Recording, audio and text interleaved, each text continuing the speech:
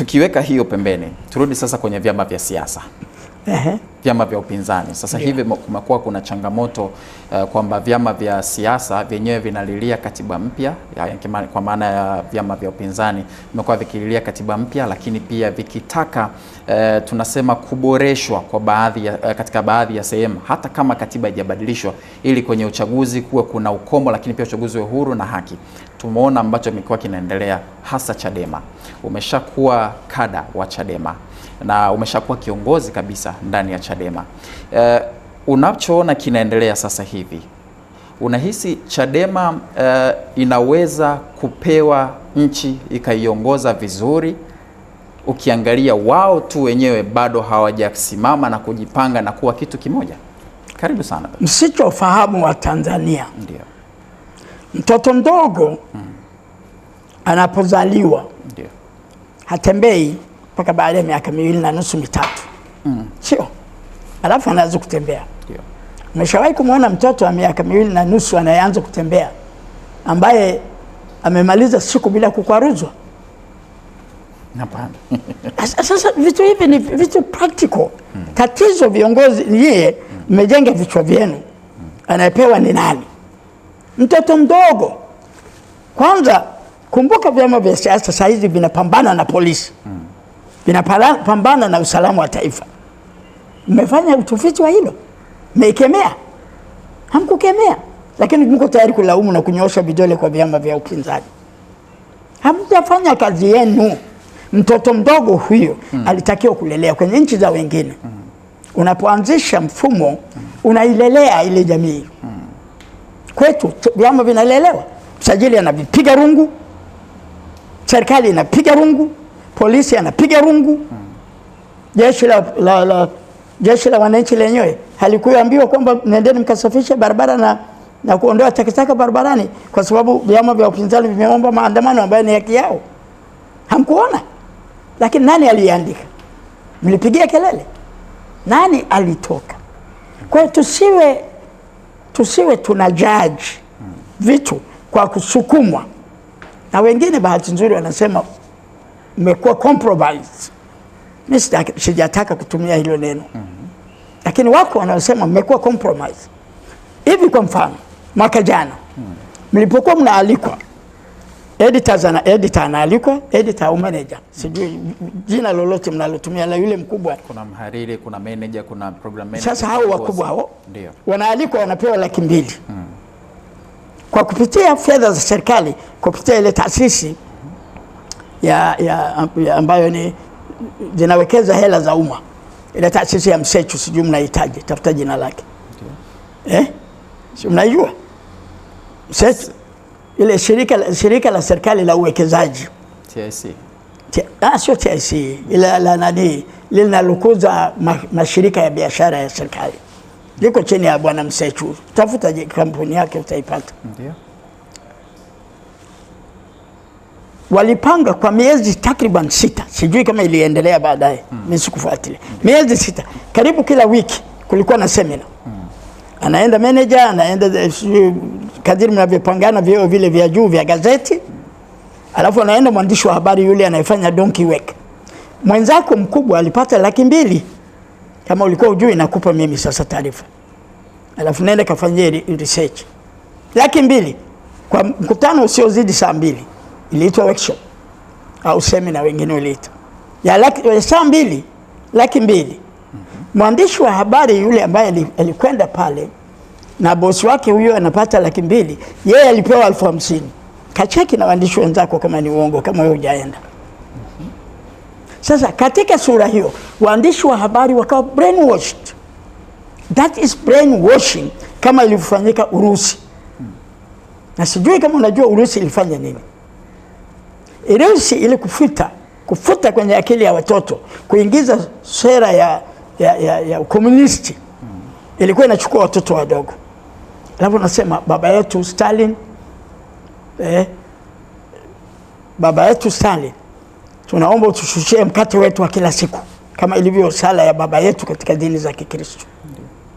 Sijui wewe ni dhehebu gani, lakini kama ni Mkristo hiyo sala unaijua. Baba yetu uliye mbinguni, utupe mkate wetu wa kila siku na kadhalika.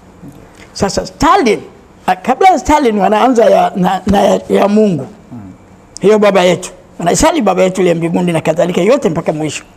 Pale inaposema na utushushie na mkate wetu wa kila siku. Ule mkate haushuki. Mtoto haoni chochote kinachoshuka. Ni muhimu mkasoma na hiyo ili muelewe hii mifumo ya siasa duniani. Baada ya hiyo, hawa ni watoto wa kindergarten. Baada ya hapo anasema baba yetu Stalin, utushushie mkate wetu wa kila siku. Mkate kweli unashuka. Lakini kitu gani walifanya? Walitengeneza science kama ile ya cartoons kwenye TV. Unapoona pale vile vitu vinacheza, kuna nyaya zinavutwa sio? Ili kuchezesha zile cartoon. Yeah. Basi walicheza hivi. Mkate unashuka katika sala ya baba yetu Stalin. Kwa Urusi wakafuta dini na kuaminisha watoto wadogo. Brainwash. Hiki ndicho kilichofanyika Tanzania na kinaendelea kufanyika. Na ndio maana hata nyie sasa mko brainwash. Ndio maana mlipoitwa kwenye hiyo, mkawa brainwash kwenye hizo seminar. Unatoka pale umefurahia 200,000 kama wewe ni mkubwa kwenye gazeti lako au chombo chako. Umpata 200,000. Yule mdogo wako umpata 50,000. 50,000 kwa sababu naye kuipata ni shida, naye anafurahi. Lakini alafu anaangalia kwamba yeye ndiye anakaa masaa mengi kuandika. So, hii ni mifumo mibaya ya nchi ambayo haijapata mtu wa kukemea, haijapata mtu wa kusema ukweli, hata kama mlikuwa mnaonewa na mnaona moyoni, kwa sababu wewe ukienda alafu unaondoka na 50,000, yule ametoka na ulikuwa unalalamika. Ndio maana mimi najua, kwa sababu tulikuwa tunapata taarifa kutoka kwenu wenyewe.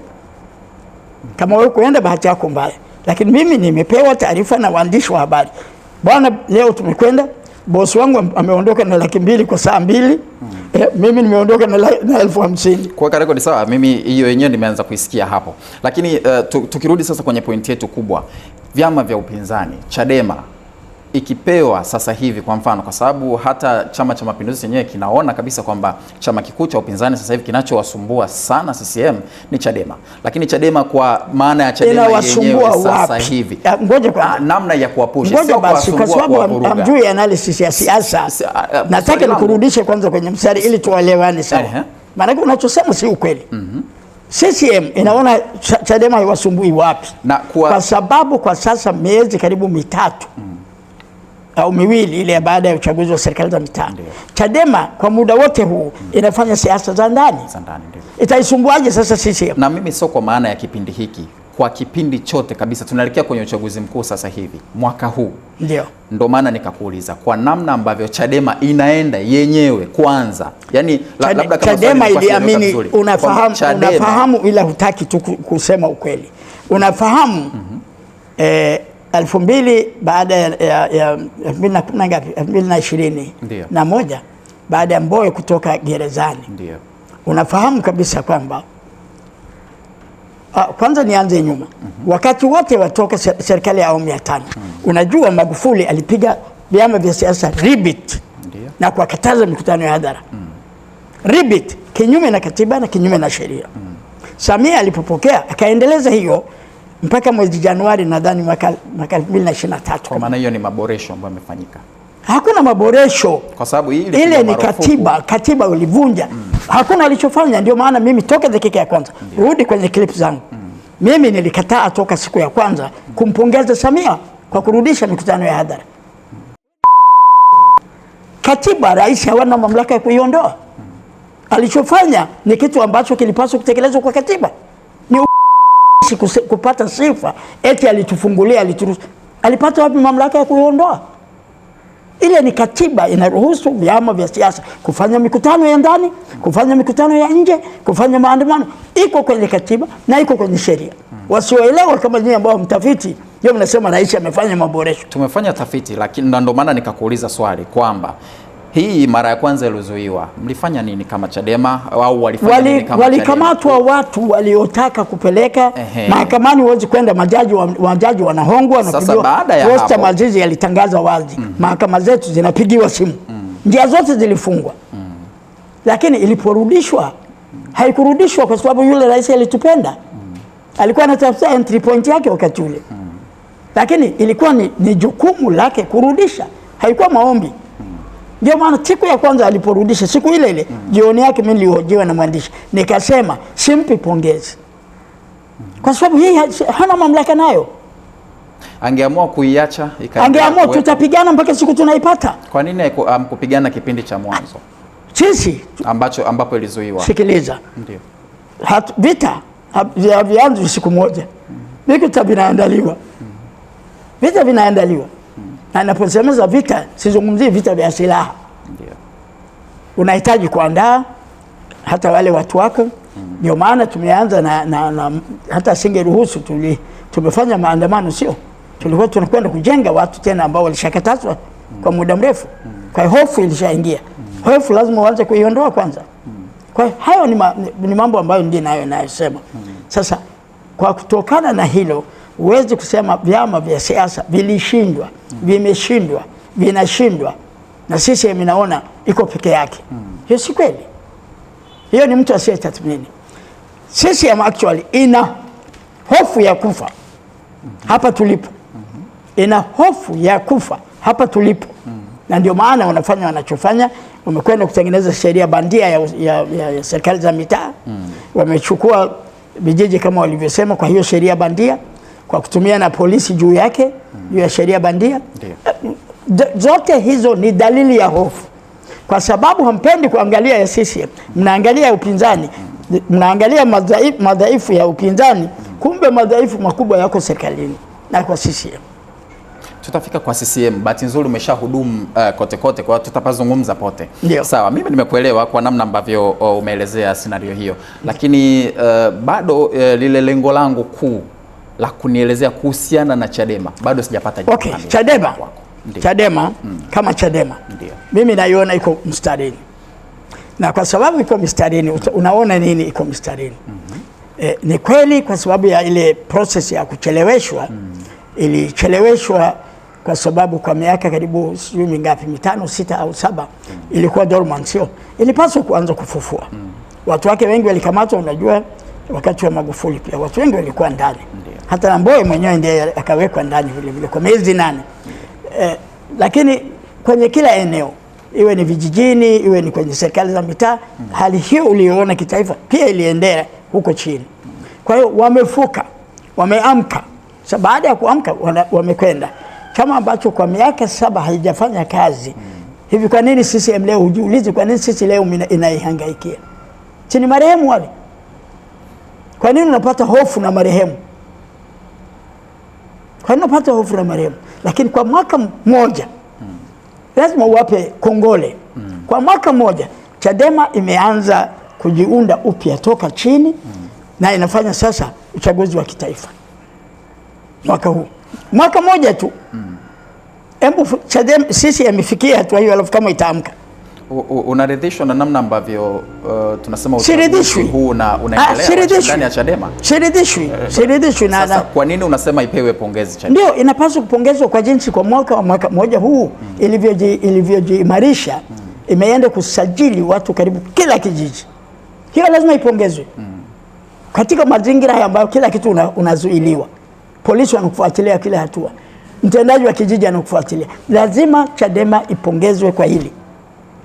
Mimi hiyo haina maana ya kwamba sioni yanayoendelea sasa ya sura hii ya mgogoro. Sura ya mgogoro ina mambo mengi ndani yake.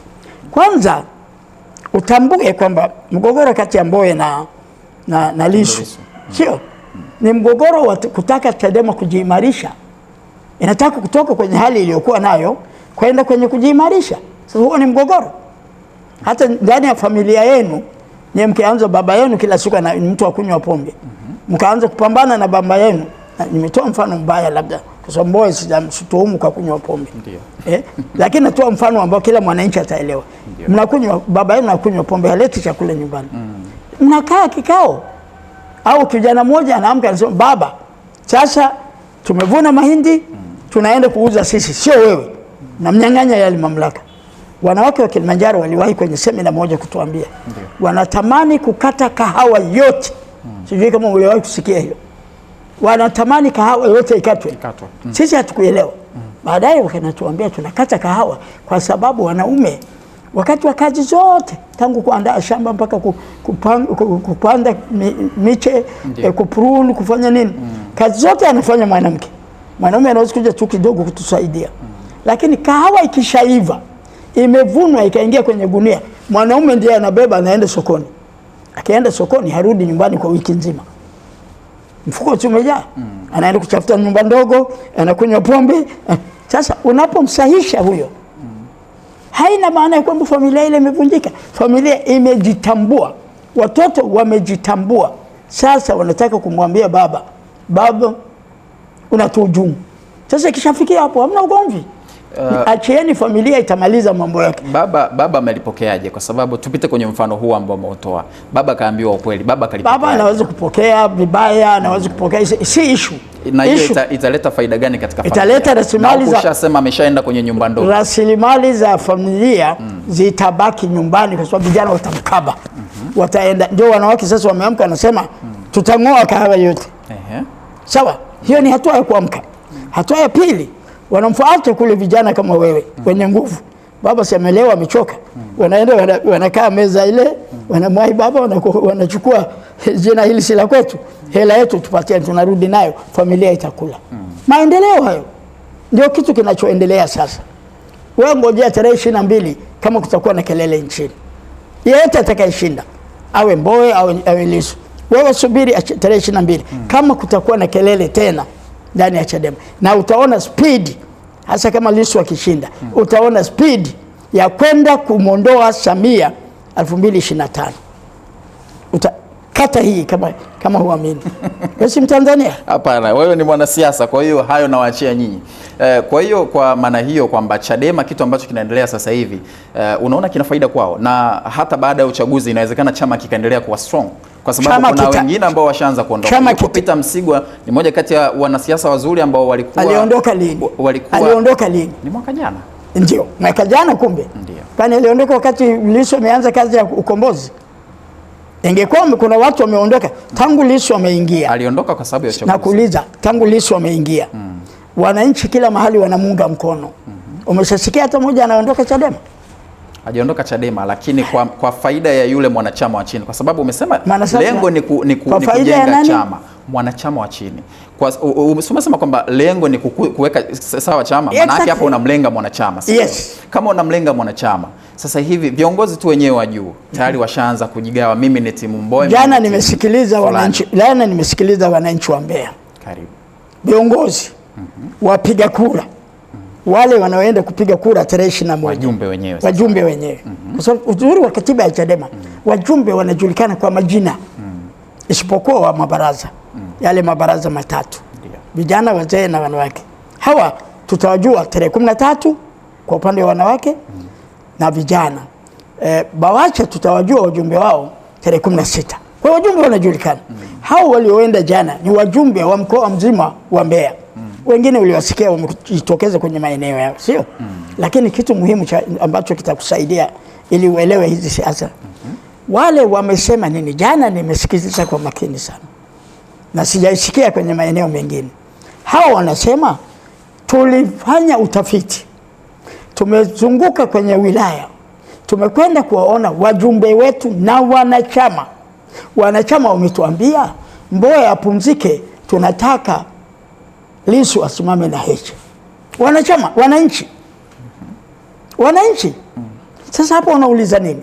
Mwenye chama Chadema inaheshimu kauli ya wananchi wake, tofauti na CCM.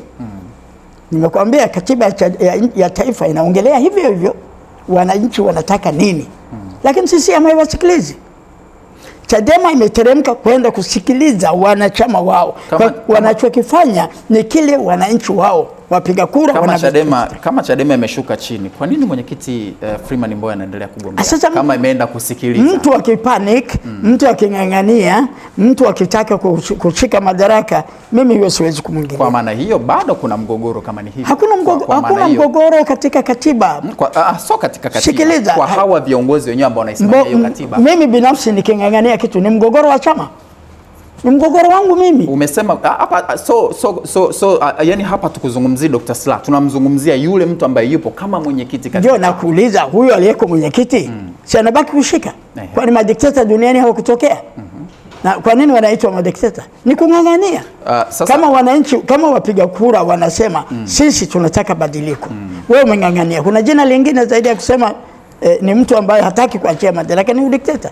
Unapaswa kuwasikiliza wananchi wako. Kwa picha hiyo, manake Mbowe akipita, wananchi labda wanamtaka Tundu Lissu, manake tayari Chadema italeta changamoto ndani ya chama. Kuna mekanizmu ya baada ya uchaguzi ambayo ni hipi? Kuna mekanizmu ya kuwarudisha watu pamoja. Wazee wa chama watakaa nao, watawarudisha pamoja.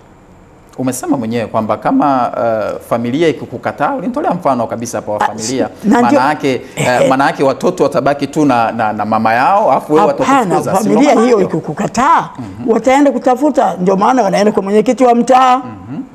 Tanzania hii utaratibu huo kwa maana hiyo tayari kushakuwa kuna mpasuko, ndio maana wanaenda kumfuata. Si lazima mpatanishwe kama kuna mpasuko, ndio kifo. Kwa hiyo ndio sura unayoiona katika Chadema kwamba tayari kuna mpasuko katika Chadema. Mpasuko sio kifo. Katika uchaguzi wowote popote, mipasuko ni jambo la kawaida. Hata Ulaya nimeishi, wakati wa uchaguzi mpasuko ni kitu cha kawaida. Baada ya uchaguzi, kitu ambacho watu wanakitazama, wana capacity baada ya mpasuko kujiunganisha tena. Hii ndio kitu kikubwa. Mpasuko hauangaliwi ukashikiliwa tu hapo. Baada ya uchaguzi, capacity ya kuunganisha wale familia ipo.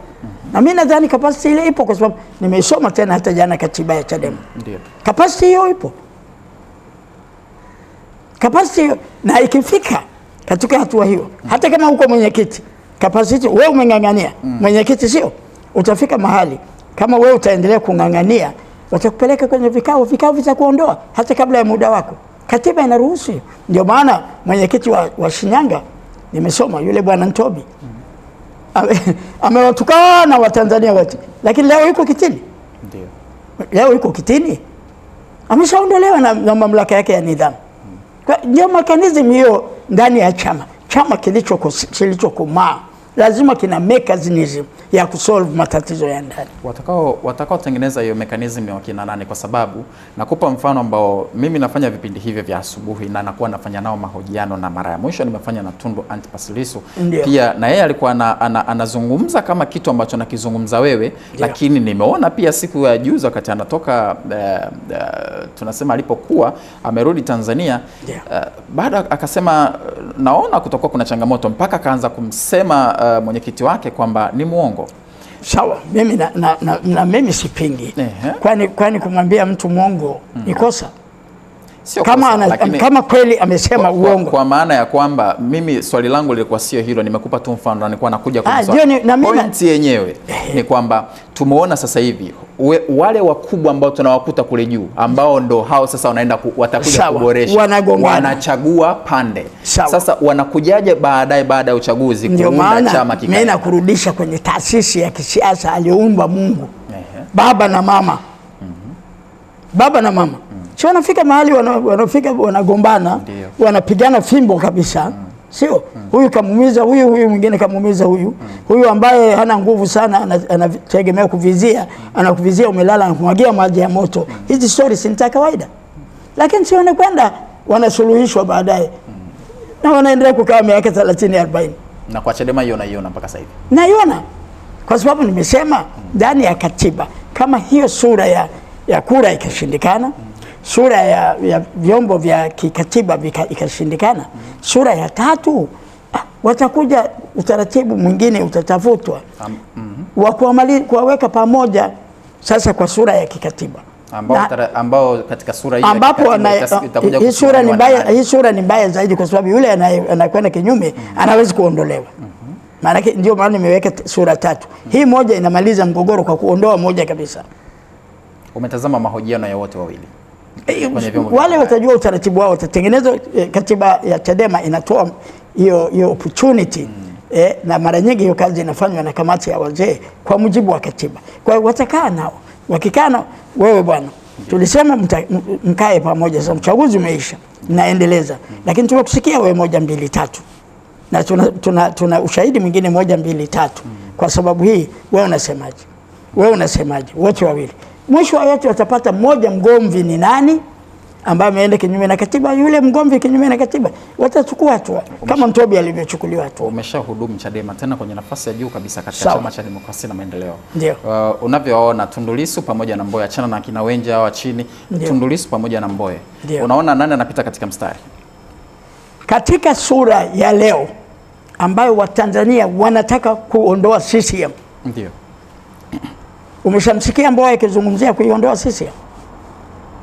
Umeshasikia Mbowe kuchukua nchi serikali? Hii tusizungumze tu maneno. The only person mpaka sasa amesema tunaenda kushika dola ni Lissu. Kwa hiyo Lissu ndio maana anaungwa nchi nzima, kwa sababu kuna kitu wanaiona kwenye kichwa cha Lissu. Anaweza kuwa na mapungufu yake kama binadamu, kama ambavyo na Mbowe anaweza kuwa na mapungufu yake. Katika hili la sasa, Watanzania wamesema imetosha na CCM. Tunataka tuende na Lissu, atutoe hapa. Umeshaisikia kauli ya kuitoa CCM kwa Lissu, kwa Mbowe?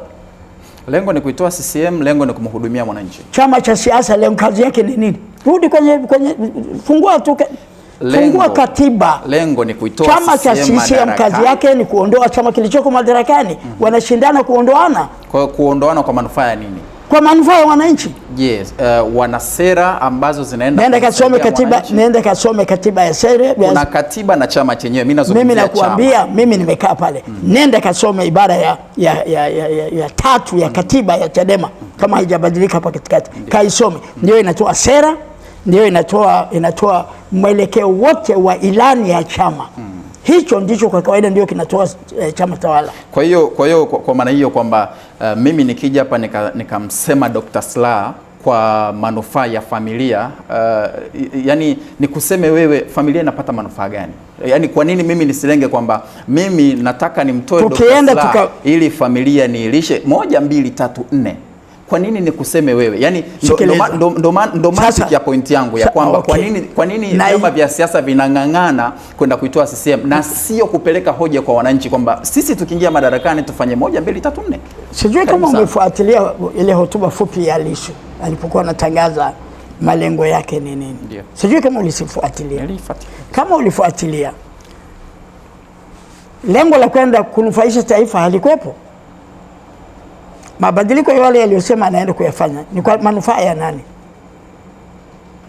Sio ya wananchi. Umesema kauli hapa kwamba yeye kasema anaenda kuingoa CCM. Sawa. Kwa nini hujasema anaenda kuhakikisha wananchi wanaishi maisha ambayo wanayataka? Sikiliza, hiyo wala sio mimi naisema. Wala sio Lissu. Hiyo iko kwenye katiba ya nchi. Kazi ya chama cha siasa ni wakati mmoja au mwingine katika process ile ya kisiasa kuiondoa chama tawala ili yeye atawale. Hiyo haina mjadala. Duniani kote iko hivyo. Juzi Trump alipokuwa anapambana na Harris Kamala, jambo la msingi kumuondoa Kamala na Democrats, na akafanikiwa. Kuna mtu alilalamika kwa sababu ni process ya kimkakati ya katiba.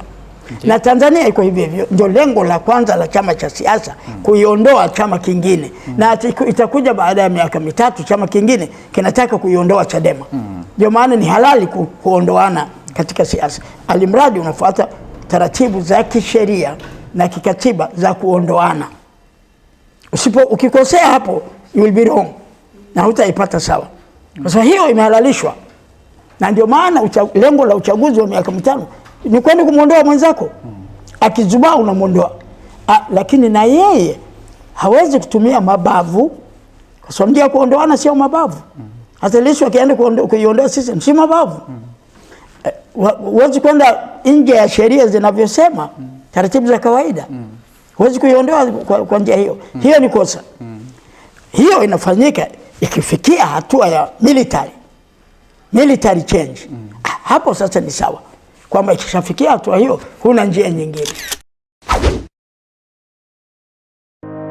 Ili kuwa mwanafamilia bora wa Global TV, usisahau kusubscribe, like, kushare na kucomment. Baada ya kusubscribe, bonyeza alama ya kengele ili kupata taarifa kwa kila video inayopanda Global TV Online.